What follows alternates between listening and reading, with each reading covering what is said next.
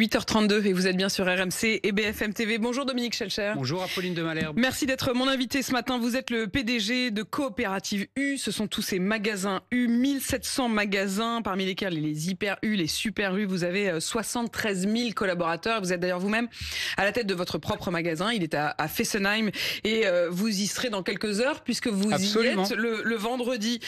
Dominique Schelcher, j'ai beaucoup de questions à vous poser ce matin parce que l'incertitude qui règne sur le plan politique, mais qui aura forcément des conséquences économiques. La plupart des patrons le disent, ils étaient réunis pour l'université d'Étretat du MEDEF, cette incertitude, elle pèse et ils ont du mal à se projeter. Est-ce que c'est le cas aussi des consommateurs et des Français? Est-ce que vous le constatez? Non, et c'est une bonne nouvelle. La consommation tient. On l'avait partagé au printemps avec vous, il y avait les premiers signes. Elle a tenu cet été et on espère qu'elle tiendra encore à la rentrée. Donc ça, c'est une excellente nouvelle. Mais pour autant, puisque c'était votre introduction, ils n'ont pas le moral, les Français. Ils sont inquiets, ils sont préoccupés par la situation.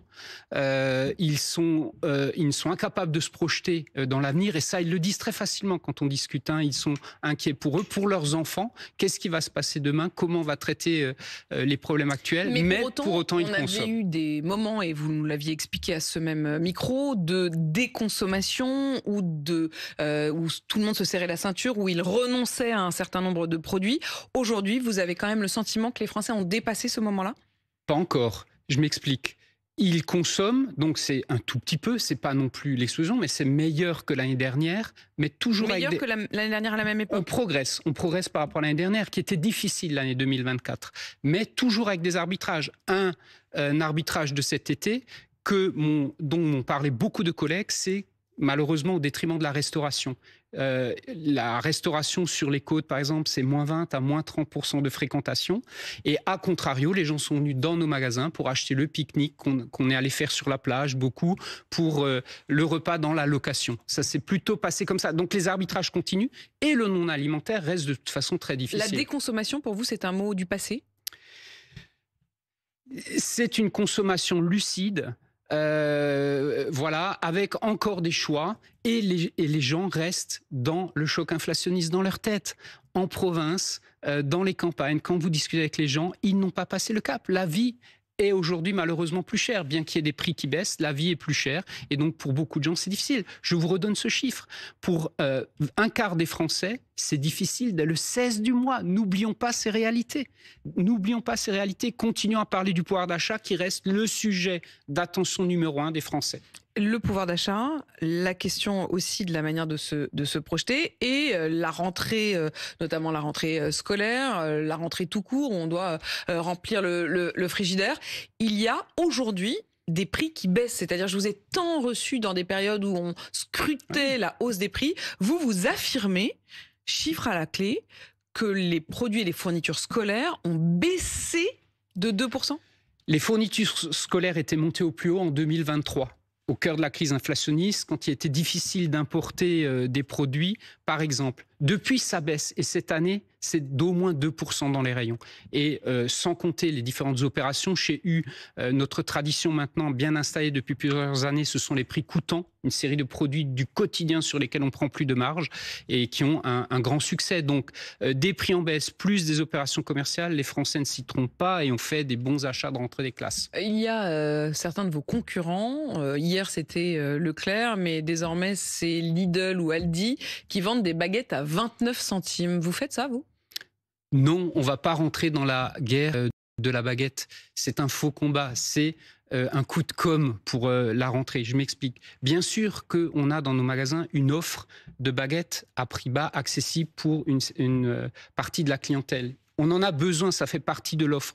Mais ce n'est pas là-dessus qu'on se bat. Nous, on se bat sur la baguette de tradition, d'origine française, par exemple chez moi, l'alsacienne, mais dans d'autres coins de la France, à base de farine alsacienne, à base de farine des régions de France. On a 10 filières comme ça partout en France. Et ce sont ces baguettes-là qui marchent, des produits fabriqués dans nos magasins, de qualité, que les gens apprécient. C'est ce qu'on vend le plus. On nous parle d'une pénurie de beurre. Est-ce que vous le constatez? Non, pas de pénurie de beurre. Pas nécessaire ce matin de faire peur aux Français. Et les professionnels se sont exprimés cette semaine pour rassurer. Ils ont dit quoi? Ils ont dit, c'est vrai, les stocks à la production sont un peu moindres, mais c'est un peu plus... Il n'y a pas de problème sur la plaquette de beurre. On ne va pas manquer de beurre. sur la plaquette de beurre, ce sera peut-être un peu plus difficile pour ce qui part en restauration ou pour les préparations industrielles, peut-être. Mais pas d'inquiétude, en magasin, il y aura du beurre. Là encore, il y a quand même parfois des bonnes nouvelles.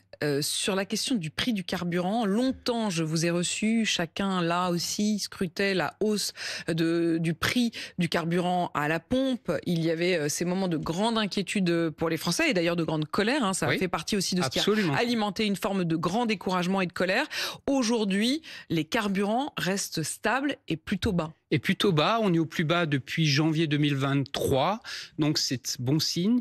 Je pense que ça va se maintenir. Pourquoi? Pour deux raisons. Un, l'économie est quand même globalement ralentie, donc la demande est moindre, et les pays producteurs produisent plus qu'ils ne le faisaient un certain temps.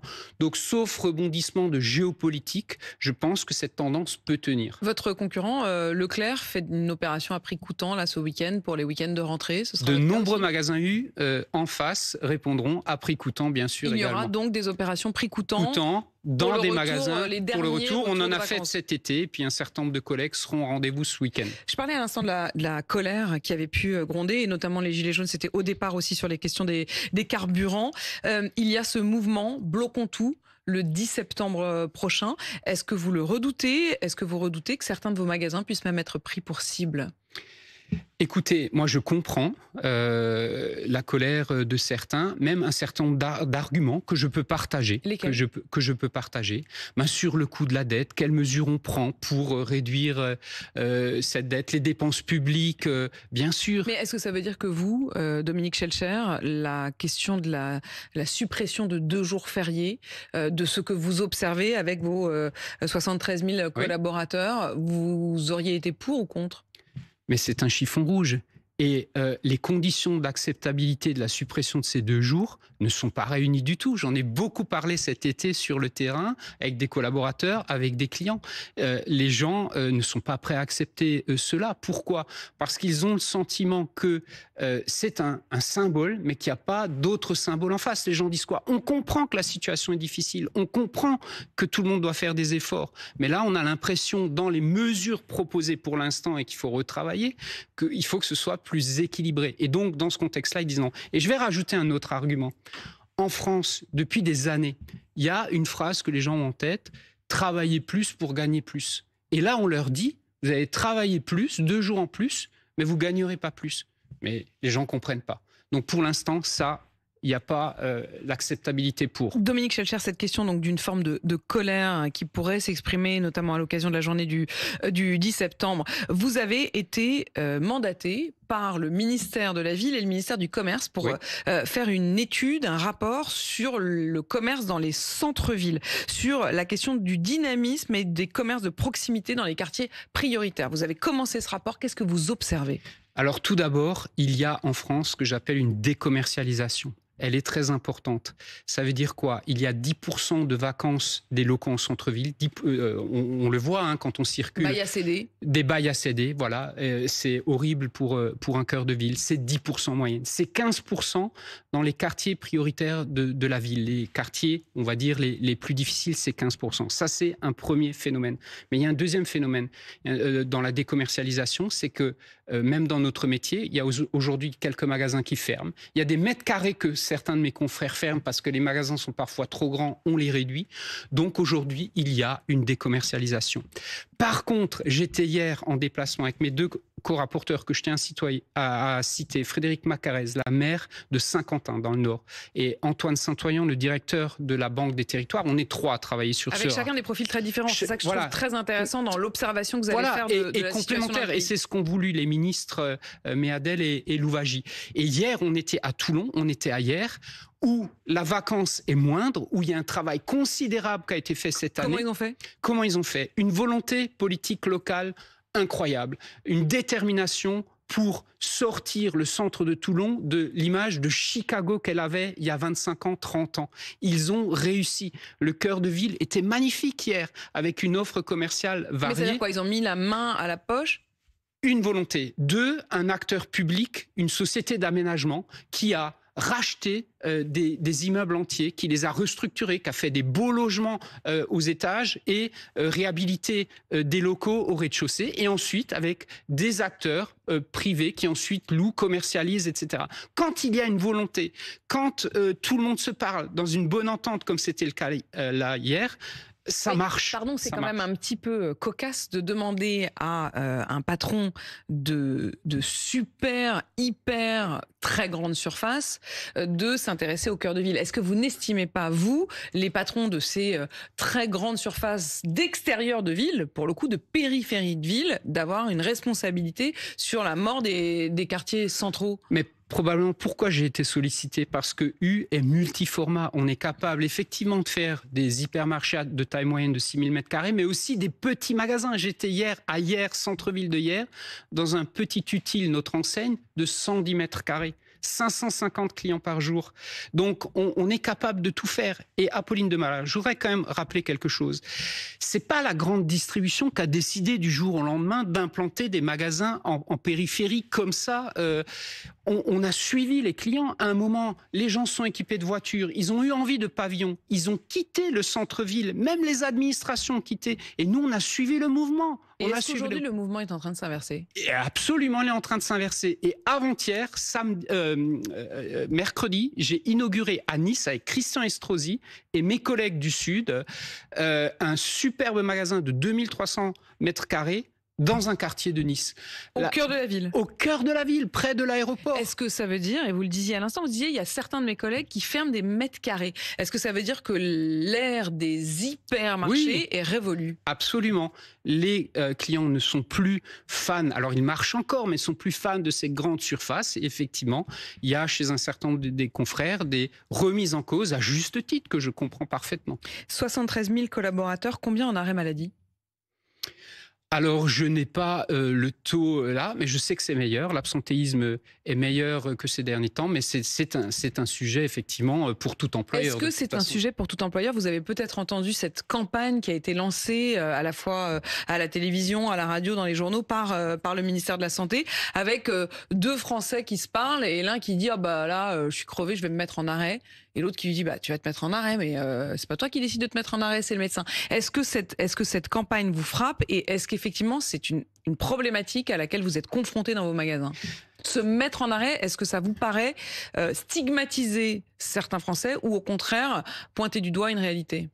Alors, le problème précis qu'il peut y avoir, et nous avons été alertés par la CPAM, c'est la fraude aux arrêts maladie. Raison pour laquelle la CPAM met en place au 1er septembre un nouveau bulletin d'arrêt de travail. Il y avait des facilités à distance, il y a des fraudes sur Internet, vous pouvez acheter des arrêts de travail. Donc c'est ça qu'il faut montrer du doigt. Mais il n'y a pas de phénomène massif d'arrêt de travail, pas du tout. Voilà. Par contre, il faut lutter contre les fraudes, ça c'est sûr. Dominique Schelcher, est-ce que vous vous considérez comme un boomer ou comme un post-boomer? Est-ce que les boomers ont eu une vie trop confortable? Alors, moi, je ne me considère pas comme un boomer, c'est plutôt mes... Vous êtes plus jeune que les boomers, qui sont donc ceux du baby-boom. C'était plutôt mes parents. Écoutez, moi, je pense que ce qui est important, et ce que les gens disent très facilement quand on leur parle, c'est que tout le monde doit prendre sa juste part à la situation. Et j'illustre ça par un fait avec lequel je ne suis pas toujours d'accord. Très facilement, ici et souvent à Paris, on me dit « Oui, Dominique Schelcher, vous parlez de difficultés dans la consommation, mais regardez le taux d'épargne des Français. » Chiffre INSEE, ce ne sont que 4 Français sur 10 qui épargnent, et sur ces 4 Français sur 10, 2 tiers, ce sont des plus de 65 ans. Donc on y est. Donc ça veut dire qu'ils ont les moyens d'épargner. Que peut-être certains d'entre eux, oui, ils ont les moyens d'épargner, et que donc, dans la prise en charge des difficultés qu'on a actuellement, on trouve des solutions comme ça, en tenant compte des moyens de chacun, ça me paraît logique. Mais Apolline de Malherbe, là aussi, plutôt que de parler tout de suite il faut qu'eux payent plus, Vous avez bien compris que je faisais référence aux expressions de ces derniers jours de François Bayrou, qui a estimé que si l'on avait tant laissé couler la dette qui va reposer sur les plus jeunes, c'était, dit-il, pour une forme de confort des boomers. Le plus important pour moi aujourd'hui, avant de parler de taxes supplémentaires ou d'impôts supplémentaires ou d'efforts supplémentaires, parlons de la réduction des dépenses. C'est ça le sujet. Je trouve qu'on ne parle pas assez de ça. Et il y a par exemple une mesure dont on a déjà parlé ici aussi. C'est la ministre du Commerce qui disait il y a 90 milliards d'euros de coûts liés à la suradministration, à la complexité administrative. Ça fait consensus. Pourquoi on ne s'attaque pas tout de suite à des dépenses qui sont sous nos pieds ? Ça fait des années que tous les hommes politiques qui passent à mon micro nous parlent de la simplification, du choc de simplification. Je crois que concrètement, on n'en a pratiquement pas vu la couleur. Pourtant, ça coûte rien. Il y a une loi qui est en préparation. J'espère qu'elle sera ambitieuse, dynamique et qu'on va chercher, par exemple, des économies. Mais vous savez que côté politique, il n'y a pas grand-chose qui va pouvoir passer là. Malheureusement, c'est la difficulté du moment. Je vous repose juste d'ailleurs cette question-là en tant pas seulement de consommateurs. Je vous demandais si les Français, si leur inquiétude se manifestait peut-être par moins de consommation. Vous nous dites non. Et vous nous dites que c'est une bonne nouvelle. Vous-même, avec votre autre casquette, c'est-à-dire de chef d'entreprise, est-ce que cette incertitude vous pèse? Est-ce que vous vous retrouvez parfois à devoir prendre des décisions? Vous pensiez ouvrir un magasin, par exemple, et vous allez vous dire, eh ben, on va peut-être pas le faire tout de suite. Eh bien, pas chez U, non. Pourquoi? Parce que cette incertitude, elle est là depuis un certain temps. Ça n'est pas nouveau pour vous, ça n'est pas juste cette décision du 8 septembre. Et qu'est-ce que je dis à mes patrons? Je dis adaptons-nous, faisons preuve d'optimisme, de combat, soyons positifs, ne rejetons pas les investissements prévus et allons-y. Et on va même partager ça avec les clients. Au mois de septembre, c'est les 50 ans de l'enseigne Super U. On va essayer de sortir de la morosité et de faire du positif aussi dans les temps. Donc, on s'adapte à cette difficulté. Nos entreprises, nos collaborateurs, nos clients sont là. Battons-nous tous les jours pour eux, tous. La question des tarifs douaniers, ces tarifs douaniers qui ont fini par être négociés, mais qui ne sont pas très favorables à la France et à l'Europe. Dominique Schelcher, est-ce que ça aura un impact sur les prix dans les rayons ? Je ne pense pas à court terme. Il y a des filières qui vont être effectivement en difficulté. Ce sont les vins qui sont très exportateurs. On exporte beaucoup de produits laitiers. Donc on va... Et dans les produits qu'on importe des États-Unis, il n'y en a pas tant dans la consommation quotidienne. Il n'y en a pas tant dans la consommation française. Donc je ne suis pas inquiet sur un impact sur les prix à ce stade. En revanche, ce qui vous inquiète, vous, particulièrement, c'est la question de ces cargos qui, chaque nuit, apportent des colis qui sont donc achetés, des colis de produits très peu chers, achetés un peu frénétiquement sur Internet et sur les ventes en ligne. Ça, c'est pour vous une véritable menace ? C'est une des conséquences, c'est la décommercialisation dont on parlait il y a un instant. Je rappelle un peu les chiffres. 600 avions qui arrivent toutes les nuits en Europe. 90% des contrôles sont non conformes. 60 sont dangereux pour la sécurité. Et là, on revient à la situation actuelle. La ministre du Commerce a parfaitement compris la situation. Et une taxe va être mise en place prochainement sur les petits colis de moins 150 €. C'est urgent. Plus renforcer les contrôles. Si on n'a plus de gouvernement dans quelques jours, qu'est-ce qu'il va falloir faire sur ce sujet? Il va falloir tout recommencer à zéro, tout réexpliquer. Et c'est là qu'on perd du temps, on perd de la stabilité. C'est un exemple concret. Qu'est-ce que vous dites aux Français qui nous écoutent? Eh ben, je dis qu'il faut absolument agir, ne pas perdre de temps. Il y a tellement de sujets importants. Il faut pouvoir les traiter. Et donc, sans, évidemment, équipe gouvernementale ou changement, c'est évidemment plus compliqué. C'est ça qui est difficile. Dominique Schelcher, je regarde aussi votre compte Twitter. Vous vous passionnez pour plein de choses. Vous donnez même des conseils de lecture. Et puis, il y a eu ce tweet que vous avez publié pendant l'été. Votre inquiétude sur le déclin de la population française. Le désir d'enfant en berne en France. La norme de la famille à 2 enfants est de plus en plus perçue comme un maximum, non comme un minimum. Notre population est proche du déclin. Ça vous inquiète ? Ça m'inquiète beaucoup. Et ma responsabilité de chef d'entreprise, c'est de sensibiliser mes équipes, mes patrons de magasins à ce vieillissement de la population, ce non-renouvellement qui va nous remettre en cause dans l'offre, dans les services qu'on va rendre et qui va complexifier, par exemple, le recrutement demain. Moins une population qui vieillit et moins une population qui baisse, c'est des difficultés accrues de recrutement, par exemple. Il faut qu'on se prépare à tout ça. Donc, c'est un sujet très inquiétant. Et je rappelle, les courbes des naissances et des décès se sont rapprochés pour la première fois depuis... Se sont même croisés cet été parce que pour la première fois, il y a eu plus de décès que de naissances et c'est la première fois depuis la Seconde Guerre mondiale. Merci Dominique Schelcher d'avoir répondu à mes questions ce matin. Dominique Schelcher, vous êtes à la tête des magasins U, président directeur général des magasins coopératives U. Merci à vous et d'ailleurs vous êtes aussi écrivain puisque vous avez écrit Le bonheur est dans l'action. C'est aux éditions de l'Aube.